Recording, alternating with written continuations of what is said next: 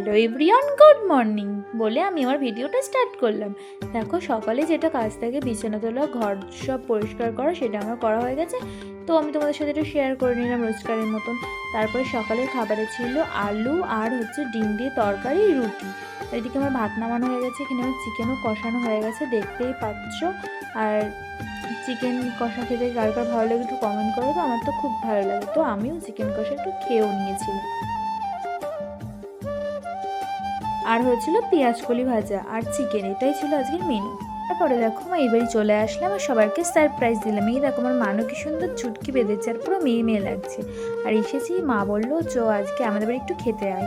এখানে মা দেখো মাটন, মাছ, তারপরে চিংড়ি মাছের মাথা বাটা, তো এইগুলো করেছিল। আমি খেয়ে দেওয়ার বাড়িও চলে এসেছি, দেখেছো। আর মা এখানে আমাদের জন্য একটু লেবুও দিয়ে দিয়েছে, সেটাই তোমাদেরকে দেখাচ্ছিলাম। তো ফ্রেন্ডস, এখন হচ্ছে সন্ধ্যাবেলা। তো দেখলেই তো তোমরা যে আমার বড় সন্ধ্যা দেখাবো। আমি এখন চলে এসেছি রান্নাঘরে, এখন হচ্ছে একটু চা চাল দেখা। আমার চা করা কমপ্লিট হয়ে গিয়ে আমরা কিন্তু চলে গেছিলাম মুড়ি খেতে। আমি তো চা খাই না, কিন্তু কি মনে হলো যে আজকে একটু আমি র চা খাই। আর চা খেলে আমি র চাটাই খাই, চা খুব একটা পছন্দ করি না। তো আমি একটু র চাই খেলাম। আজ ভাবলাম যে রোজ তো আমরা সকলে রুটি খাই, আজ করা যাক লুচি। যেমনি কথা তেমনি কাজ। দেখো, লুচি আর ছোলার ডাল সকালবেলা, এটাই আজকে আমাদের জলখাবার। এখানে শাশুড়ি মা বেলে দিচ্ছিল আমাকে, আর আমি কিন্তু এখানে লুচিগুলো ভেজে নিচ্ছিলাম। তারপরে পাড়ায় মাছও এসেছিল, লুচি ভাজতে মাছ নেওয়া কমপ্লিট হয়ে গিয়ে আমি এবার এখানে একটা শুকনো শুধু লুচি খাচ্ছিলাম। শুধু লুচি খেতে আমার ভালো লাগে। দেখো আমি এখানে লুচি ভাজছি, সেটাই দেখাচ্ছিলাম।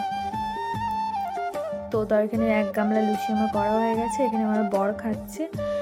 তো বরকে আজকে আমি সারপ্রাইজ দিয়েছি। ও লুচি খেতে খুব ভালোবাসে, তো অনেক দিন পর লুচি করে দেওয়া হলো। বাড়িতে তেমনি একটা কেউ খায় না, রুটিটাই খাই, তো অনেকদিন পর লুচি করা হলো, সেই জন্য খুব তো খুশি বর আমার। তাই রিভিউ দিচ্ছিল যে কেমন হয়েছে, জিজ্ঞেস করলাম, তাই বললো যে টেস্টি।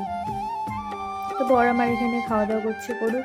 তারপরে আমি আবার কাজ শুরু করে দিই। এখানে ভাত বসিয়েছি আর এখানে মাছ ভাজা বসিয়েছি, দেখতে পেয়েছো।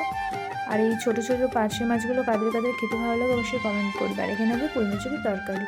আর এই পার্শে মাছগুলো কিন্তু আমি করেছি পোস্ত আর সর্ষে দুটো দিয়েই।